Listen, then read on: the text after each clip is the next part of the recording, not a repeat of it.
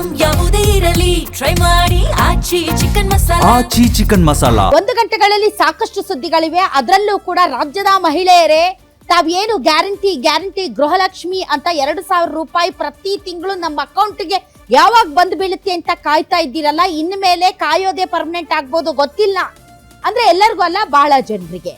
ಇನ್ನು ಫ್ರೀ ಆಗಿ ಬಸ್ ಇದೆ, ಆ ದೇವಸ್ಥಾನ ಈ ದೇವಸ್ಥಾನ ಓಡಾಡಬಹುದು ಅಂತ ಏನಾದ್ರೂ ಟೂರು ಟ್ರಿಪ್ಪು ಪ್ಲಾನ್ ಮಾಡಿದ್ರೆ ಬಜೆಟ್ ಆದ್ಮೇಲೆ ಅದು ಕೂಡ ಕಷ್ಟ ಆಗ್ಬಹುದೇನೋ.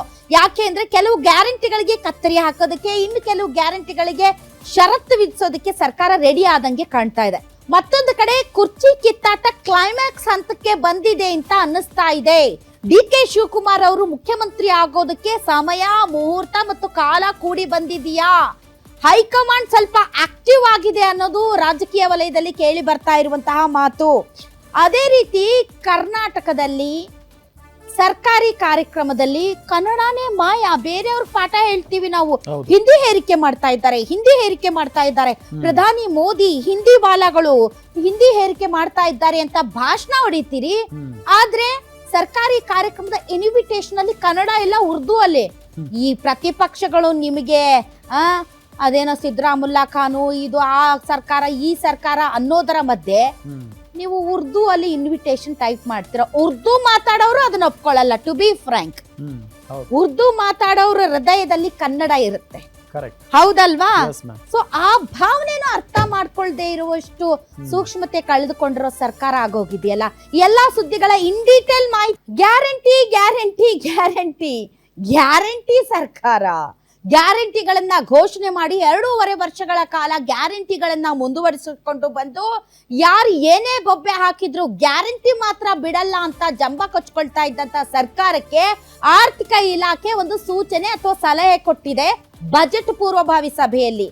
ದಯವಿಟ್ಟು ಗ್ಯಾರಂಟಿಗಳಿಂದ ಬೊಕ್ಕಸ ಖಾಲಿ ಆಗ್ತಾ ಇದೆ, ಹಣಕಾಸು ಬಿಕ್ಕಟ್ಟು ಎದುರಾಗ್ತಾ ಇದೆ.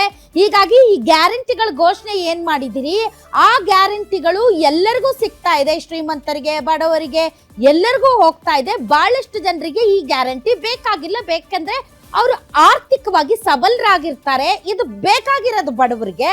ಹಾಗಾಗಿ ಇದನ್ನ ಬಡವರಿಗಷ್ಟೇ ಸಿಗೋ ಹಾಗೆ ಮಾಡಿ ಆ ಮೂಲಕ 12ರಿಂದ 15 ಸಾವಿರ ಕೋಟಿ ಉಳಿಸಬಹುದು ಅಂತ ಸಲಹೆ ಕೊಟ್ಟಿರೋದ್ರಿಂದ ಗ್ಯಾರಂಟಿ ಸರ್ಕಾರ ಗ್ಯಾರಂಟಿಗಳಿಗೆ ಷರತ್ತು ಮತ್ತು ಕತ್ತರಿ ಹಾಕೋದಕ್ಕೆ ಒಂದು ಯೋಚನೆ ಮಾಡ್ತಾ ಇದೆ.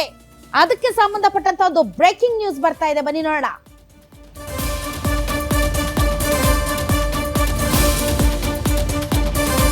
ಗ್ಯಾರಂಟಿ ಪಡೆಯುತ್ತಿರೋ ಫಲಾನುಭವಿಗಳಿಗೆ ಬಿಗ್ ಶಾಕ್ ಆಗಿದೆ.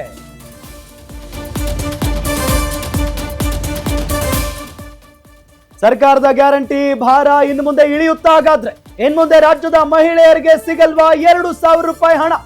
ಮಹಿಳೆಯರ ಫ್ರೀ ಬಸ್ ಓಡಾಟಕ್ಕೆ ಬೀಳುತ್ತಾ ಹಾಗಾದ್ರೆ ಬ್ರೇಕ್? ಫ್ರೀ ಕರೆಂಟ್ಗೆ ಶಾಕ್ ಕೊಡುತ್ತಾ ರಾಜ್ಯ ಸರ್ಕಾರ ಅನ್ನೋ ಪ್ರಶ್ನೆ. ನೀವು ಪಡಿತಿರೋ ಗ್ಯಾರಂಟಿಗೆ ಬ್ರೇಕ್ ಬೀಳೋದು ಪಕ್ಕಾನಾ? ಇನ್ ಮುಂದೆ ಗ್ಯಾರಂಟಿ ವಾರಂಟಿ ಏನು ಇಲ್ವಾ? ಕಾಕಾ ಪಾಟೀಲ್ಗೂ ಫ್ರೀ, ಮಹದೇವಪ್ಪಗೂ ಫ್ರೀ, ನನಗೂ ಫ್ರೀ, ನಿನಗೂ ಫ್ರೀ ಅಂದಿದ್ದಂತ ಸಿಎಂ ಮಾತು ತಪ್ತಾರಾ? ಶಾಸಕರಿಂದ ಅನುದಾನಕ್ಕೆ ಪಟ್ಟು ಈತ ಸರ್ಕಾರಕ್ಕೆ ಗ್ಯಾರಂಟಿ ಹೊರೆ. ನೋಡಿ, ಗ್ಯಾರಂಟಿಯಿಂದ ಸರ್ಕಾರಕ್ಕೆ ಬರ್ಡನ್ ಆಗ್ತಾ ಇದೆ ಅಂತ DK ಶಿವಕುಮಾರ್ ಅವರು ಹೇಳಿಕೆಯನ್ನ ಕೊಟ್ಟಿದ್ದಾರೆ. ಹಾಗಾಗಿ ಇಷ್ಟೆಲ್ಲ ಅನುಮಾನಕ್ಕೆ ಕಾರಣ ಆಗ್ತಾ ಇರೋದು.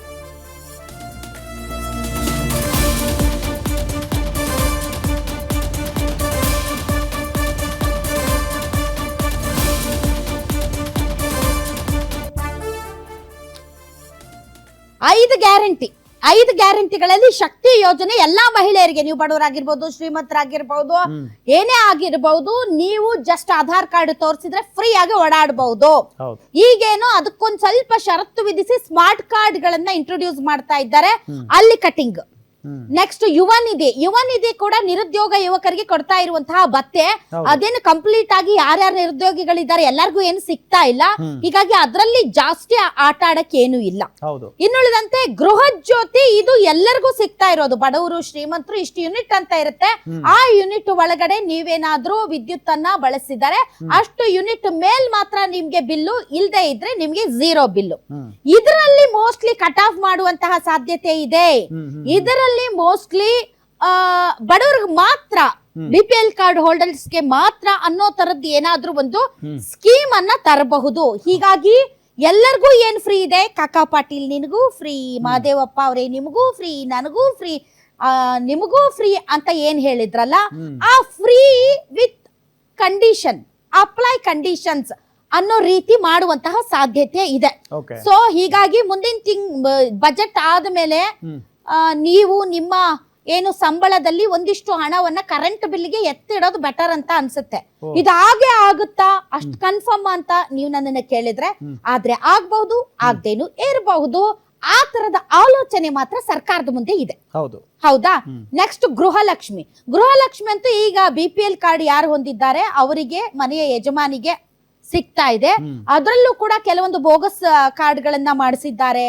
ಬಹಳಷ್ಟು ಜನ ಮೃತಪಟ್ಟಿದ್ದಾರೆ, ಟ್ಯಾಕ್ಸ್ ಕಟ್ತಾ ಇರ್ತಾರೆ, ಆದ್ರೂ ಕೂಡ ಬಳಕೆ ಮಾಡ್ತಾ ಇದ್ದಾರೆ. 1,10,00,000 BPL ಕಾರ್ಡ್ ಹೋಲ್ಡರ್ಸ್ ಇದ್ದಾರೆ ಅಂತಂದ್ರೆ, ಒಂದು ಕರ್ನಾಟಕದ 30% ಪಾಪ್ಯುಲೇಷನ್ ಬರೀ ಬಡತನದಲ್ಲೇ ಇದ್ದಾರೆ ಅಂದಂಗಾಯ್ತು. ಅದ್ರಲ್ಲಿ ಒಂದ್ ಸ್ವಲ್ಪ ಕತ್ರಿ ಪ್ರಯೋಗ ಮಾಡುವಂತಹ ಸಾಧ್ಯತೆ ಇರೋದ್ರಿಂದ 2,000 ರೂಪಾಯಿ ಅಂತ ಜಪ ಮಾಡೋರು ಜಪ ಮಾಡ್ತಾನೆ ಇರ್ಬೇಕಾದಂತ ಪರಿಸ್ಥಿತಿ ನಿರ್ಮಾಣ ಆಗಬಹುದು. ಇದ್ರ ಬಗ್ಗೆ ಸ್ವತಃ DK ಶಿವಕುಮಾರ್ ಅವ್ರು ಮಾತಾಡಿದ್ದಾರೆ. ಎಸ್, ಗ್ಯಾರಂಟಿಗಳಿಂದ ನಮಗ್ ಹೊರೆ ಆಗ್ತಾ ಇದೆ, ನಮಗ್ ಬರ್ಡನ್ ಆಗ್ತಾ ಇದೆ ಅಂತ ಒಪ್ಕೊಂಡಿದ್ದಾರೆ. ಇಷ್ಟು ದಿನ ನಮ್ಗೆ ಗೊತ್ತಿದೆ ರೀ, ಸಿದ್ದರಾಮಯ್ಯನವರು 17ನೇ ಸಾರಿ ಬಜೆಟ್ ಮಂಡನೆ ಮಾಡ್ತಾ ಇರೋದು. ಹಾಗಾಗಿ ಅವ್ರಿಗೆ ಗೊತ್ತಿದೆ ಖರ್ಚು ವೆಚ್ಚ, ಹೇಗೆ ದುಡ್ಡು ತರಬೇಕು, ಹೇಗೆ ದುಡ್ಡು ಹೊಂದಿಸ್ಬೇಕು. ಅವರು ಹಣಕಾಸು ತಜ್ಞರು ಅಂತ ಹೇಳ್ತಾ ಇದ್ರು. ಯಾವುದೇ ಬೊಕ್ಕಸಕ್ಕೆ ಹಾನಿ ಆಗಿಲ್ಲ, ಯಾವುದೇ ರೀತಿಯ ಹಣಕಾಸು ಬಿಕ್ಕಟ್ಟಿಲ್ಲ, ಎಲ್ಲ ಸುಗಮವಾಗಿ ಸುಸೂತ್ರವಾಗಿ ನಡೀತಾ ಇದೆ ಅಂತ ಹೇಳ್ತಾ ಇದ್ರು ಇಷ್ಟು ದಿನ.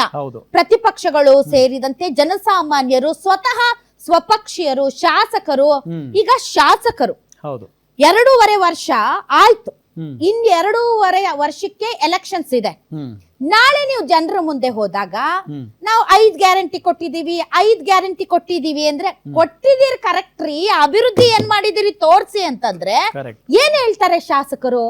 ಇಷ್ಟು ದಿನ ಕೊಟ್ಟಿದ್ದೀರಿ ಸರಿ, ಆದ್ರೆ ಇನ್ಮೇಲ್ ಮಾಡ್ಬೇಕಾಗಿರೋದು ಕ್ಷೇತ್ರಗಳಲ್ಲಿ ಅಭಿವೃದ್ಧಿ ಕೆಲಸ. ಈಗ ಹನಿಮೂನ್ ಪೀರಿಯಡ್ ಆಗೋಯ್ತು, ಗ್ಯಾರಂಟಿ ಜಪ ಮುಗಿದೋಯ್ತು. ಈಗ ಜನ ರಸ್ತೆ ಕೇಳ್ತಾರೆ, ಆಸ್ಪತ್ರೆ ಕೇಳ್ತಾರೆ, ಸಮುದಾಯ ಭವನ ಕೇಳ್ತಾರೆ, ತಮ್ಮ ಕ್ಷೇತ್ರದ ಕುಡಿಯುವ ನೀರಿನ ಸಮಸ್ಯೆ ಆಗಿರ್ಬೋದು, ರೈತರ ಸಮಸ್ಯೆ ಆಗಿರಬಹುದು, ನೀರಾವರಿ ಸಮಸ್ಯೆ ಆಗಿರಬಹುದು. ಇಂತಹ ವಿಚಾರಗಳಲ್ಲಿ ಪ್ರಶ್ನೆ ಎತ್ತಕ್ ಆರಂಭ ಮಾಡ್ತಾರೆ. ನಾಳೆ ಯಾವ ಮುಟ್ಕ ಇಟ್ಕೊಂಡು ಹೋಗ್ತಾರೆ ಶಾಸಕರು? ನಾವು ಗ್ಯಾರಂಟಿ ಕೊಡ್ತಾ ಇದ್ದೀವಿ ಅಂತ, ಕ್ಷೇತ್ರದ ಅಭಿವೃದ್ಧಿಗೆ ಹಣ ಕೊಡ್ತಿಲ್ಲ ಅಂತ ಶಾಸಕರೇ ಓಪನ್ ಆಗಿ ಮಾತಾಡ್ತಾ ಇರುವಾಗ, ಈಗ ಸರ್ಕಾರದ ಮೇಲೆ, ಎಸ್ಪೆಷಲಿ ಸಿದ್ದರಾಮಯ್ಯನವರ ಮೇಲೆ ಆ ಅಗತ್ಯತೆಯನ್ನ ಪೂರೈಸುವ ಜವಾಬ್ದಾರಿ ಇರೋದ್ರಿಂದ ಈ ಕಾಸ್ಟ್ ಕಟ್ಟಿಂಗ್ ವೆರಿ ನೆಸೆಸಿಟಿ ಇದೆ ಅಂತ ಅನ್ಸುತ್ತೆ. ಹಾಗಾದ್ರೆ DK ಶಿವಕುಮಾರ್ ಅವರು ಗ್ಯಾರಂಟಿ ಯೋಜನೆಗಳ ಬಗ್ಗೆ ಏನ್ ಹೇಳಿದ್ದಾರೆ ಬನ್ನಿ ನೋಡೋಣ. ಇವತ್ತು 5 ಗ್ಯಾರಂಟಿ ಕೊಟ್ಟಿದ್ದೀವಿ. ಜಾಸ್ತಿ ಅಂತಂದ್ರೆ ಚಿಕ್ಕಮ್ಮನ 20,000 ರೂಪಾಯಿ ಅಷ್ಟು ಮಕ್ಕಳಿಗೆ, ಹುಡುಗರು, ತಂದೆ ತಾಯಿಗಳಿಗೆ ಫ್ರೀ ಬಸ್ ಕೊಡ್ತೀವಿ, ಫ್ರೀ ಕರೆಂಟ್, 200 ಯೂನಿಟ್ ಕರೆಂಟ್ ಇರ್ಲಿ. ಇವೆಲ್ಲ ಯಾಕೆ ಸ್ಕೀಮ್ಸ್ ಎಲ್ಲ ಕೊಟ್ಟಿದ್ರೆ ಸರ್ಕಾರದ ಬರ್ಡನ್ ಆಗ್ತಾ ಇರ್ಬೋದು. ಬಟ್ ಸರ್ಕಾರ ಏನೇ ಬರ್ಡನ್ ಆದ್ರೂ ನಿಮ್ಗೆ ಮಾನಸಿಕವಾಗಿ ಈ ಫೈನಾನ್ಷಿಯಲ್ ಸ್ಟ್ರೆಂತ್ ಕಡಿಮೆ ಆಗ್ಬಾರ್ದು. ನಿಮ್ಗೆ ಜೋಬಲ್ 10 ರೂಪಾಯಿ ಜಾಸ್ತಿ 10 ರೂಪಾಯಿ ಇತ್ತು ಅಂತಂದ್ರೆ ಕೊಡೋದು 100 ರೂಪಾಯಿ ಕೊಡಕ್ ಮೊದಲು ಬರ್ತಾರೆ. ಹಾಗೆ ಮಾನಸಿಕವಾಗಿ ನಿಮ್ಗೆ ಧೈರ್ಯ ತುಂಬಬೇಕು, ಆರ್ಥಿಕವಾದಂತ ಶಕ್ತಿ ಕೊಡಬೇಕು ಅಂತ ಒಂದು ದೊಡ್ಡ ತೀರ್ಮಾನವನ್ನ ನಮ್ಮ ಸರ್ಕಾರ ಮಾಡಿದೆ. ಕಾಂಗ್ರೆಸ್ನವರಿಗೆ ರಾಜ್ಯದ ಜನ ಏನು ಗ್ಯಾರಂಟಿ ಕೇಳಿರಲಿಲ್ಲ, ಅಧಿಕಾರಕ್ಕೆ ಬರಬೇಕು ಅಂತಕ್ಕಂತ ಹಪಾಪಿ ಇವ್ರಿಗೇನಿತ್ತು, ನಕ್ಷತ್ರ ಬೇಕಾದ್ರೂ ಕಿತ್ಕೊಂಡು ಕೊಡ್ತೇವೆ ಅಂತೇಳಿ ಈ ರೀತಿ ಅನೇಕ ಭರವಸೆಗಳನ್ನ ಕೊಟ್ಟಿದ್ದಾರೆ. ಗ್ಯಾರಂಟಿಗಳು ಅವ್ರು ಭರವಸೆ ಕೊಟ್ಟಿದ್ದಾರೆ, ಅದ್ರ ಪ್ರಕಾರ ಕೊಡ್ಲೇಬೇಕಾಗ್ತದೆ. ಆದ್ರೆ ಗ್ಯಾರಂಟಿಗಳು ಕೂಡ ಸರಿಯಾಗಿ ಪೂರೈಸ್ತಾ ಇಲ್ಲ, ಜನರಿಗೆ ತಲುಪ್ತಾ ಇಲ್ಲ. ಮತ್ತೊಂದು ಕಡೆ ರಾಜ್ಯದಲ್ಲಿ ಅರಾಜಕತೆ ಸೃಷ್ಟಿ ಆಗ್ತಾ ಇದೆ. ಮೇಡಮ್, ಗ್ಯಾರಂಟಿ ಕ್ಯಾನ್ಸಲ್ ಮಾಡ್ಬಿಡ್ತಾರ? ಹಾಗಾದ್ರೆ ಗ್ಯಾರಂಟಿಗಳು ಕ್ಯಾನ್ಸಲ್ ಮಾಡ್ತಾರೆ ಅಂತ ನಾನು ಹೇಳ್ತಾ ಇಲ್ಲ. ಯಾಕೆ ಅಂತಂದ್ರೆ ಗ್ಯಾರಂಟಿಗಳು ಸಂಪೂರ್ಣವಾಗಿ 5 ಗ್ಯಾರಂಟಿ ಕ್ಯಾನ್ಸಲ್ ಮಾಡ್ತಾರೆ ಅಂತ ನಾನು ಹೇಳ್ತಾ ಇಲ್ಲ. ಆದ್ರೆ 5 ಗ್ಯಾರಂಟಿಗಳಲ್ಲಿ ಫಲಾನುಭವಿಗಳನ್ನ ನಿರ್ದಿಷ್ಟವಾಗಿ ಗುರುತಿಸಿ ಅದು ಶ್ರೀಮಂತರಿಗೂ ಹೋಗಬಾರದು ಅನ್ನೋ ನಿಟ್ಟಿನಲ್ಲಿ ಕೆಲವೊಂದು ಬದಲಾವಣೆಗಳನ್ನ ತರ್ತಾರೆ. ಅದಂತೂ ಡೆಫಿನೆಟ್ ಹಂಗ ಅನ್ಸುತ್ತೆ. ಯಾಕೆ ಅಂತಂದ್ರೆ DK ಶಿವಕುಮಾರ್ ಏನಂದ್ರು, ಹೌದು ನಮಗ್ ಬರ್ಡನ್ ಆಗ್ತಾ ಇದೆ, ಆದ್ರೂ ಬರ್ಡನ್ ಆದ್ರೂ ನಮಗ್ ತೊಂದ್ರೆ ಆದ್ರೂ ನಿಮಗ್ ತೊಂದ್ರೆ ಆಗ್ಬಾರ್ದು ಆಗ್ಬಾರ್ದು ಅಂತ ನಾವು ಕಂಟಿನ್ಯೂ ಮಾಡ್ತಾ ಇದೀವಿ ಅಂತ ಅವ್ರೊಂದ್ ಕಡೆ ಹೇಳ್ತಾರೆ. ಈ ಕಡೆ ವಿಜಯೇಂದ್ರ ಅವರು ಯಾರು ಕೇಳಿರ್ಲಿಲ್ಲ ಬಿಹಾರದಲ್ಲಿ ಎಲೆಕ್ಷನ್ ಗಿಂತ ಮುಂಚೆ 10,000 ರೂಪಾಯಿ ಯಾಕೆ ಕೊಟ್ರಿ, ಹೌದು ಲಾಡ್ಲಿ ಬೆಹನ್ ಯಾಕೆ ತಂದ್ರಿ. ಸೊ ನೀವು ಅದನ್ನೇ ಮಾಡ್ತಾ ಇದ್ದೀರಾ. ನಾಳೆ ನೀವು ಕೂಡ ಮೋಸ್ಟ್ಲಿ ಜನಪ್ರಿಯ ಯೋಜನೆಗಳನ್ನ ನಿಮ್ಮ ಚುನಾವಣಾ ಪ್ರಣಾಳಿಕೆಯಲ್ಲಿ ಘೋಷಣೆ ಮಾಡಿದ್ರು ಕೂಡ ನಾವು ಆಶ್ಚರ್ಯ ಪಡ್ಬೇಕಾಗಿಲ್ಲ. ನಿಜ. ಬಟ್ ಡೆಫಿನೆಟ್ಲಿ ರಾಜ್ಯದ ಸ್ಥಿತಿಗತಿಗಳನ್ನ ನೋಡಿದರೆ ಎಷ್ಟು ದಿನ ಅಂತ ಇದನ್ನ ಮುಂದುವರಿಸ್ತೀರಿ? ಯಾಕೆ ತಂದ್ರು ಗ್ಯಾರಂಟಿ? ಈಗ ಕೊರೋನಾ ಮತ್ತು ಬೆಲೆ ಏರಿಕೆ ಇದೆಲ್ಲದರಿಂದ ರಾಜ್ಯದಲ್ಲಿ ಜನ ಕೊಂಡುಕೊಳ್ಳುವಿಕೆ ಶಕ್ತಿ ಕಳ್ಕೊಂಡ್ಬಿಟ್ಟಿದ್ದಾರೆ. ಅವ್ರ ಹತ್ರ ದುಡ್ಡು ನಿಲ್ತಾ ಇಲ್ಲ.